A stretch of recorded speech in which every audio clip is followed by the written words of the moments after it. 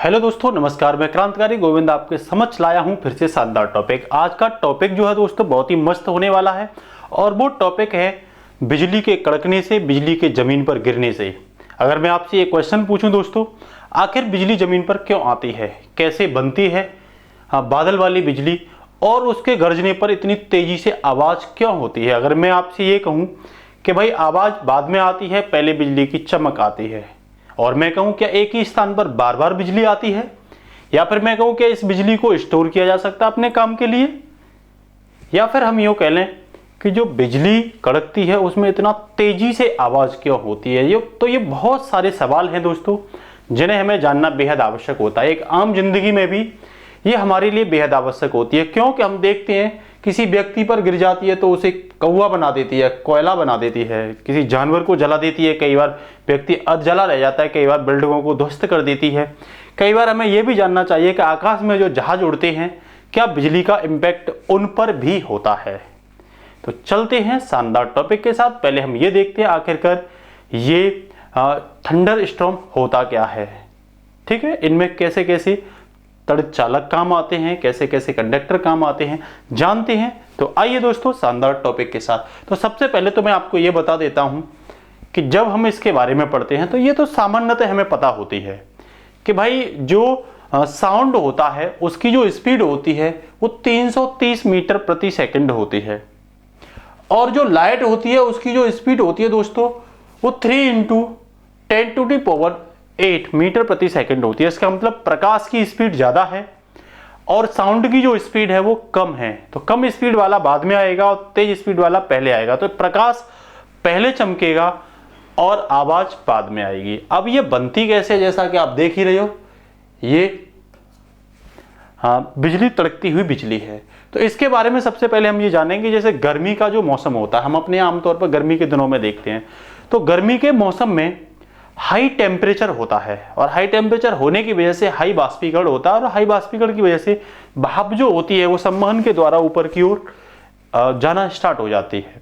और सामान्यतः हमने आपको नॉर्मल लैप्स रेट पढ़ाया था, सामान्य पतन ह्रास दर पढ़ाई थी, और उसमें दोस्तों आपको हमने ये बताया था कि जब हम अर्थ के तल से 165 मीटर ऊपर जाते हैं तो -1 डिग्री टेम्परेचर की कमी हो जाती है। मेरा कहने का मतलब आपसे 1 किलोमीटर में 6.5 डिग्री सेल्सियस टेम्परेचर ऊपर जाने पर कम होता है।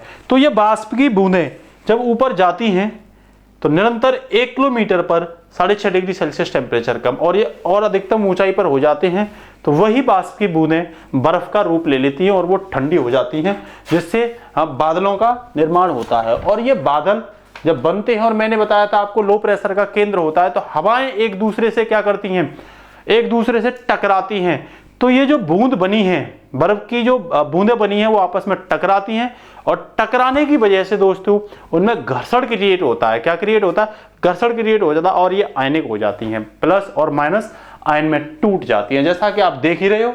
तो यहां हम क्या देख रहे हैं, यहां हम ये देख रहे हैं कि भाई बूंदें बनी, बादल बने, और ये आपस में टकराए, टकराने की वजह से घर्षण क्रिएट हुआ, और घर्षण क्रिएट होने की वजह से प्लस और माइनस आयन क्रिएट हुए। प्लस माइनस दोस्तों ऊपर की ओर चले जाते हैं, माइनस जो आयन होते हैं वो अर्थ पर आते हैं, और अर्थ पर ढूंढते हैं पॉजिटिव चार्ज को।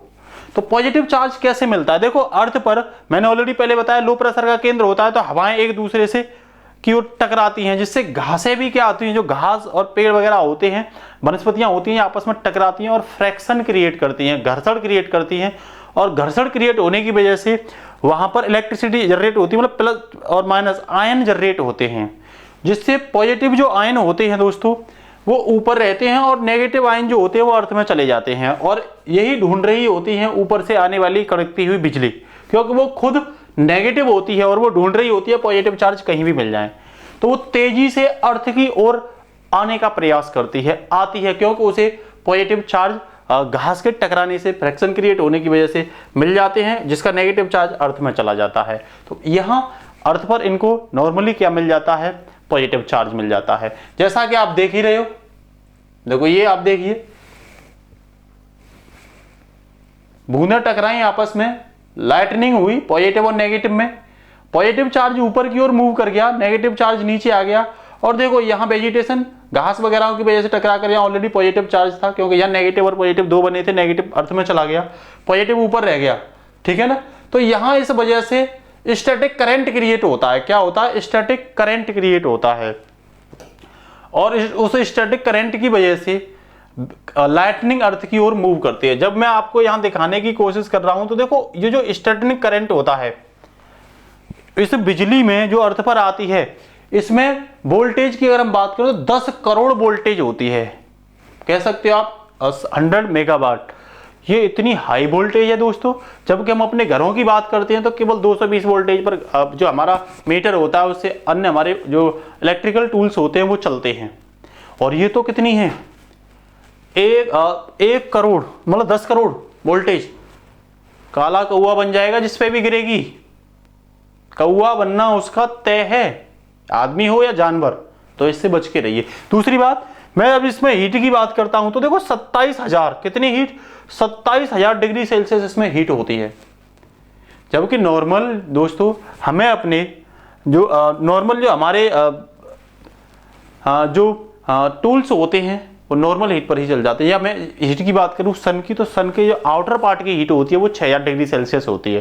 तो सन के जो सतह का जो हीट होता है वो 6,000, और इसमें हीट कितना होता है, 27,000। फिर तो आप ये सोच रहे होंगे फिर ये किस तरीके से प्रभाव डालती होगी, वो भी बताएंगे आपको, बस सुनते रहिए जानकारी को।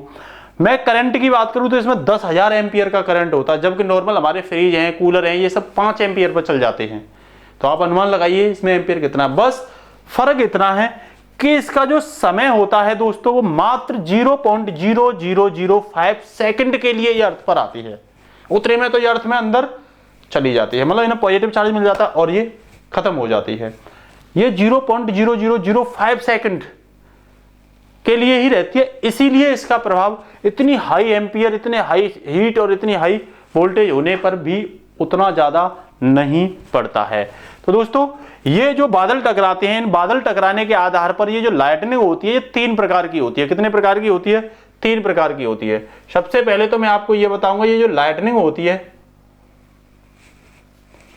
वो इंट्रा क्लाउड होती है। इंट्रा क्लाउड का मतलब एक ही बादल होता है और वो बादल वहां आपस में टकराने की वजह से उसमें चार्ज क्रिएट हो जाता है, और चार्ज क्रिएट होने की वजह से वो अपना चार्ज दूसरे में ट्रांसफर कर देता है, और ये बादल हमें ज्यादा दिखाई देते नहीं है और ना ही इनकी आवाज बहुत ज्यादा आती है।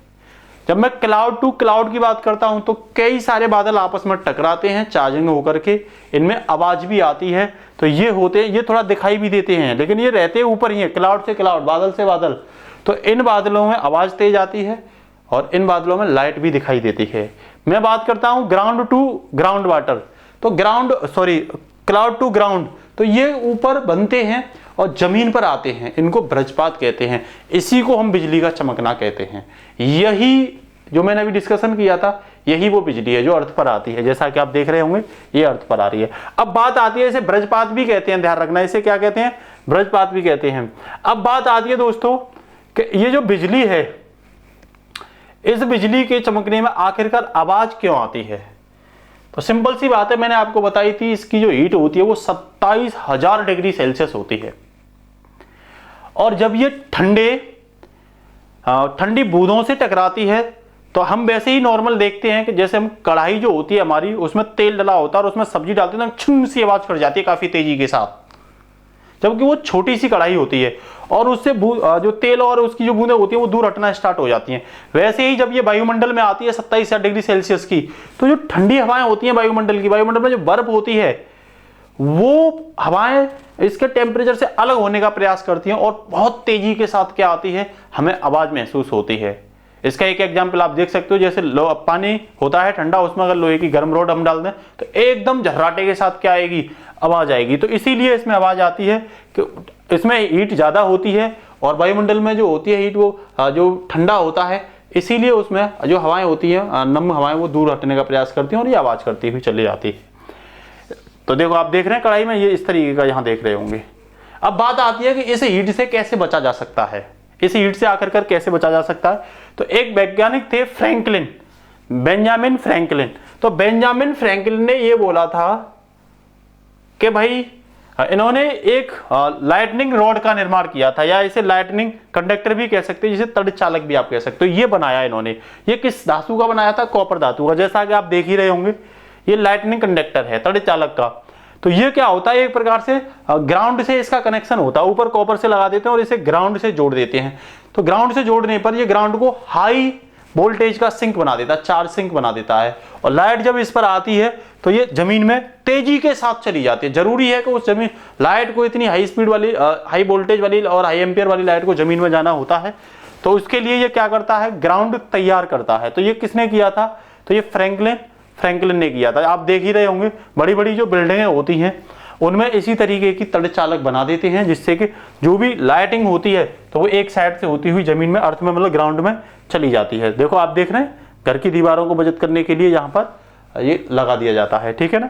उसके बाद अगर मैं बात करूं दोस्तों, अब बात आती है कि ये जो जहाज होते हैं इनका क्या होता होगा जब लाइटनिंग होती हुई। तो दोस्तों इनका कुछ भी नहीं होता। जहाज जो होता है, ध्यान रखना, ये डू रूलमिन का बना होता है। इसे बोल सकते हैं हम एल्युमिनियम का एल्बॉय। इस पर चिकनी पेंटिंग होती है, जहाज पर चिकनी पेंटिंग होती है। और जब लाइट इस पर आती है तो ये गोल होता है और ये लाइट, पूरी लाइटनिंग जो होती है पूरे में फैल जाती है। लाइटनिंग जो होती है इस जहाज के चारों ओर फैल जाती है, ठीक है ना। और दूसरी मैं बात करूं, आप जानते होंगे जैसा कि जहाज जो होता है वो अंदर से खोखला होता है। यहीं पर एक वैज्ञानिक थे फेराडे ने केज का नियम बताया था। और उस केज के नियम में ये बताया था उन्होंने कि जो उन्होंने क्या किया था, एक इलेक्ट्रिसिटी टूल से जो है लाइट दी थी और उसका एक पिंजरा बनाया था इन्होंने अपने लिए। और वो पिंजरा जो था वो बहुत ही अच्छा कंडक्टर था, बहुत अच्छी धातु का बना हुआ एक कंडक्टर था। और उसमें खुद खड़े हो गए और लाइट दे रहे थे वहां। तो वहां ये क्रिएट हो रहा था कि उन तक करंट नहीं पहुंच रहा था, क्योंकि ये बहुत हाई कंडक्टर का था और इन्होंने एक ग्राउंड फ्लोर क्रिएट कर रखा था। तो ये जो करंट था वो सीधे कहां जा रहा था, जमीन में जा रहा था।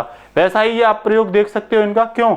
इन्होंने ये बताई थी कि जो लाइट होती है वो सरकमफेरेंस, लाइट जो फ्लो करती है वो सरकमफेरेंस करती है। इसीलिए जो जहाज होता है वो गोल होता है, ठीक है ना। तो वो सरकमफेरेंस में उसका जो करंट होता है वो फ्लो करता है और तेजी के साथ गुड कंडक्टर होने की वजह से उसे ग्राउंड जमीन में मिल जाता है और वो अर्थ में क्या कर जाता है, फ्लो कर जाता है। अब बात आती है तो बिजली से बचने के लिए सबसे सुरक्षित जगह क्या है, तो कार है। कार में भी दोस्तों वही केज क्रिएट हो जाता है जो फेराडे ने बताया था, ठीक है ना। और अब बात आती है कि भाई कहां कहां बिजली ज्यादा गिरती है। तो ध्यान रखना, मोबाइल जो होता है उसमें गुड कंडक्टर होता है। तो देखा है ना, रात में सूरज लगे होते हैं मोबाइल पे, फोन पे बात करने पर बिजली तड़क रही है, गर्मी के दिन है, लगे पड़े छत्तों पे बैठे हैं, मर जाओगे भैया मन जौरा जी से। सब तुम लैला मजनू और हीरे रांझे बन जाओगे। जो मोबाइल होती है वो गुड कंडक्टर होती है। लाइटनिंग का केस बहुत तेजी के साथ मोबाइल पर आता है। और ध्यान रखना, वो बात कर रहे होंगे लेकिन बाद में बात कर रहे थे जैसी कंडीशन बन जाएगी। इसीलिए रात में जब बिजली तड़क रही होती है तो चुपचाप ससुरे और नीचे आ जाया करियो, ध्यान रखियो। अब देखो आगे, अब और कहां ज्यादा गिरती है, तो ये पेड़ जो होते हैं उस पर लाइट बहुत तेजी के साथ गिरती है। क्योंकि ये बोला जाता है सामान्यतः कि जो नमी वाले पेड़ होते हैं या जो दुधारू पेड़ होते हैं, तो दुधारू मीन्स नमी ही होती है, उस वजह से वहां लाइट क्रिएट हो जाती है। फिर कुछ कह रहे हैं कि जो तालाब होते हैं, तालाब में लाइट क्रिएट होती है बहुत तेजी से और वो ग्राउंड बना लेती है और राउंड टाइप में लाइट क्रिएट होती है। दूसरी बात, जो टावर होते हैं यहाँ भी बहुत, वैसे तो तड़ित चालक लगा होता है लेकिन हाई वोल्टेज की वजह से यहाँ भी उस बिजली का क्या होता है, आभास होता है। उसके साथ साथ दोस्तों देखा नहीं है, कुछ लोग अंग्रेज बनते हुए जो समुद्र तट होते हैं या नहरों के तट होते हैं वहां बैठ जाते हैं। मर जाओगे, यहाँ बैठिए मत, ठीक है ना। सब दूसरा फिल्म बना रहा, देख रहे हैं, वीडियो फिल्म बना रहा है, बना रहा था बन जाएगा। मैं फिर बता रहा हूँ, ये बना रहा था बन जाएगा। इसे बताइए यहाँ पर अब बिजली कड़कने के समय लाइटनिंग कंडीशन बहुत हाई लेवल का प्रभाव डालती है। अब देखो कुछ अंग्रेज निकल जाते हैं ससुरे लिए छाते और निकल जाते हैं पता नहीं कहां कहां। और छाते में भी दोस्तों धातु होती है, वो गुड कंडक्टर होती है। और हमारा जो बॉडी होती है वो अर्थ से ग्राउंड क्रिएट कर रही होती है। तो बहुत तेजी से छाते वाले केस में भी बिजली प्रभाव डालती है। तो यहाँ छाता लेकर के हमें बारिश में नहीं निकलना चाहिए, नहीं तो खबर आएगी कि बेटा छाते के नीचे ही दब गई, चले गई, ठीक है ना। अब देखिए आगे और क्या है। ग्राउंड जो होते हैं ना, खुले ग्राउंड में भी जब लाइटनिंग जैसी कंडीशन हो, बिजली गरजने जैसी कंडीशन हो, तो हमें तेजी से नहीं भागना चाहिए। क्यों नहीं भागना चाहिए? इसलिए नहीं भागना चाहिए कि हमारे पैरों से जो घास होती है वहाँ फ्रैक्शन क्रिएट हो जाता है, फ्रैक्शन क्रिएट होने से चार्ज बन जाता है, और लाइट को अगर पॉजिटिव चार्ज मिल जाता है वो तेजी से प्रभाव डालती है। इसलिए क्या करना चाहिए ये बताएंगे हम आपको। कुछ देखो, ये अंग्रेजन देखो, ऐसे ये बिजली का आनंद ले रही है, सब आनंद भूल जाएगी, इसने हाथ टच कर दिया ना, मर जाएगी, ये बचेगी नहीं। तो बिजली के समय जब लाइट चमक रही हो तो हमें अपनी खिड़कियों पर, धातु की खिड़कियों पर भी नहीं टच होना चाहिए। इसके साथ साथ दोस्तों अब बात आती है कि ये जो लाइटनिंग के केस हैं, इन केस में हमारे भारत में लगभग प्रत्येक साल में 2500 मौतें हो जाती हैं। अधिकांश मौत जो होती हैं डायरेक्ट बिजली के गिरने की वजह से दोस्तों नहीं होती हैं। ज्यादातर मौत जो होती हैं वो इनडायरेक्ट होती हैं, जिसे हम बोलते हैं स्टेप पोटेंशियल। स्टेप पोटेंशियल क्या होता है? स्टेप पोटेंशियल होता है दोस्तों, मान के चलिए ये कोई बिजली का तार है और ये जमीन पर गिर गया, तो ये अपने आसपास के क्षेत्र में भी करंट क्रिएट कर देता है, इसे स्टेप पोटेंशियल बोलते हैं। जैसे देखो, एक पेड़ पर बिजली गिरी और इस पेड़ के चारों ओर इसने क्या कर लिया, स्टेप पोटेंशियल क्रिएट कर लिया। अब इसके आसपास भी आने से लोग क्या हो जाएंगे, मर जाएंगे, जानवर भी मर जाएंगे। जैसा कि आप देख रहे हो, ये देख रहे हो, ये इसने पेड़ पर गिरी बिजली और इसके चारों ओर क्या क्रिएट किया, स्टेप पोटेंशियल क्रिएट किया। तो हमें इस तरह से इनडायरेक्ट लोग ज्यादा मरते हैं, ठीक है ना। अब बात आती है ये बॉडी पार्ट के किस बॉडी पार्ट के ऑर्गन को प्रभावित करती है। तो देखो, ये हार्ट को प्रभावित करती है, हार्ट की बीट रुक जाती है, व्यक्ति बेहोश हो जाता है, कई बार मृत्यु भी हो जाती है व्यक्ति की। उसके साथ साथ देखो, ये ब्रेन पे इंपैक्ट डालती है, नर्वस सिस्टम को क्या करती है, प्रभावित करती है। उसके साथ साथ देखो, ये इस तरह से कई बार ऐसा होता है व्यक्ति बच जाता है, लेकिन वो स्किन से प्रभावित हो जाता है बुरी तरीके से। बिजली के झटके की वजह से एक बीमारी होती है जिसे लिचेनबर्ग कहते हैं। लिचेनबर्ग जो पेड़ की जड़ होती है इस तरह की स्किन बना देती है, ठीक है ना। देखो, कई बार जंगलों में जानवर चुंग रहे होते हैं तो वो भी बिजली का क्या हो जाते हैं, शिकार हो जाते हैं। अगर मैं आपसे बात करूं महिला और पुरुष, मेल और फीमेल में किससे ज्यादा प्रभावित करती है, तो दोस्तों मेल और फीमेल में मेल को 80% प्रभावित करती है और फीमेल को 20%। आप कहोगे ऐसा क्यों? ऐसा इसीलिए दोस्तों, आपने देखा होगा महिलाएं जो होती हैं उनका तो वैसे भी घर से ज्यादा बाहर निकलना नहीं होता है, पुरुष ही ससुरा सब जिम्मेदारियों को निभाता है। सड़क पर जा रहा होगा तो मर गया, नदी में उधर उधर जा रहा होगा वाहन से टकरा गया, बहुत सारे काम उसे होते हैं। और जो महिलाएं होती हैं तो वो लॉकडाउन की तरह घर में अंदर ही होती हैं, उनका तो जिंदगी भरी लॉकडाउन होता है। इसीलिए ज्यादातर 80% मौत जो होती हैं वो पुरुषों की होती हैं। किससे? बिजली के तड़कने की वजह से। अब बात आती है अगला टॉपिक दोस्तों इसमें कि भाई क्या बिजली एक ही स्थान पर दोबारा नहीं गिर सकती? तो बिल्कुल दोस्तों, आपने अमेरिका का स्टैचू और लिबर्टी सुना होगा, इसमें पता नहीं कितनी बार बिजली गिर गई और आज तक ये सेफ है। एक व्यक्ति है राय सुलेमान, इन पर 7 बार बिजली गिर गई, लेकिन ये आज भी जिंदा हैं और ये बिजली उन 7 बार की बिजली को सहन कर गए। एक व्यक्ति देखो, ये यहाँ बिजली कभी कभी वरदान भी साबित हो सकती है। कई बार जो लकवाग्रस्त व्यक्ति थे, एक व्यक्ति लकवाग्रस्त थे यूरोप में, और वो मैदान में ऐसे ही अपने व्हीलचेयर लेकर के टहल रहे थे और उन पर अचानक से बिजली गिरी और वो बेहोश हो गए। हॉस्पिटल में एडमिट कराए। अगले दिन जब उन्हें होश आया तो उनकी जो नर्स थी वो एकदम से बिजली के करंट की वजह से ठीक हो गई थी और वो व्यक्ति चलना स्टार्ट हो गए थे। तो इनका दिमाग भी काम करने लग गया, तो इनके लिए वरदान साबित। लेकिन ध्यान रखना, वरदान साबित नगण्य केस में होती है। आप ऐसा मत करना कि किसी व्यक्ति को बैठा दो, ठीक है ना, ये नगण्य केस में होती है। अब बात आती है लाइटनिंग के समय हमें जब बाहर हो, घर में ना हो, तब क्या करना चाहिए। तो जब हम लाइटनिंग के समय कहीं गिर जाते हैं, मान लो मैदान में घिस के, तो हमें दौड़ना नहीं चाहिए। मैंने कही फ्रैक्शन जो होता है वो क्रिएट हो जाता है और फ्रैक्शन क्रिएट होने से जो माइनस चार्ज ऊपर से आ रहा होता है लाइटनिंग में, उसे मौका मिल जाता है और वो फटाक से घेर लेता है। तो हमें दौड़ना नहीं चाहिए और एक जगह पर कान बंद करके बैठ जाना चाहिए और डिस्टेंस कम से कम 100 फीट की होनी चाहिए। जैसा कि आप देख रहे हो, इनके बीच जो डिस्टेंस है वो 100 फीट कम से कम होनी चाहिए, ठीक है ना। कान बंद कर लो और वहीं की वहीं बैठ जाइए, मीन्स अपना क्षेत्रफल कम कर लो, सिंपल सी बात है। मतलब आप दूरी मेंटेन करिए, ऐसा नहीं करोगे तो इस तरीके से लेट जाओ। अगर इस तरीके से लेट जाओगे तो नेगेटिव है, ये आपको नहीं करना है। जैसा कि आप मैप पे देख रहे हो, ये सब चीजें आपको नहीं करनी है। क्या नहीं करना? ओपन व्हीकल्स में नहीं रहना, मोटरसाइकिल पर नहीं चलना, ट्रैक्टर वगैरह जैसी ये इन सब चीज पर नहीं चलना है। और क्या नहीं करना आपको? देखो इस कंडीशन में इस कंडीशन में आपको रहना है, ये ध्यान रखना। आपको ऐसे खुले में छाता लेकर के नहीं घूमना, ओपन फील्ड में नहीं घूमना है, आपको इस तरीके इसकी पोजीशन में नहीं रहना है। आपको शेल्टर जो है पार्क वगैरह में नहीं बनाने, आप जो है शेल्टर जो पेड़ के नीचे नहीं बनाओगे। मैंने बताया था पेड़ के नीचे बहुत तेजी से आती है, और जहाँ ऑलरेडी टावर वगैरह होते हैं वहां भी मेटल का कोई भी जो पदार्थ होता है वहां भी आप नहीं बनाओगे किसी भी तरीके का, वहां रहना भी नहीं चाहिए आपको। तो ये थी दोस्तों लाइटनिंग की क्लास, जिसमें कि हमें जानकारी हर एक व्यक्ति को होनी चाहिए कि लाइटनिंग से कैसे बचें कैसे नहीं बचें। तो आज के लिए इतना ही, फिर लाएंगे नेक्स्ट शानदार क्रांतिकारी क्लास। तो जय हिंद दोस्तों, फिर मिलते हैं।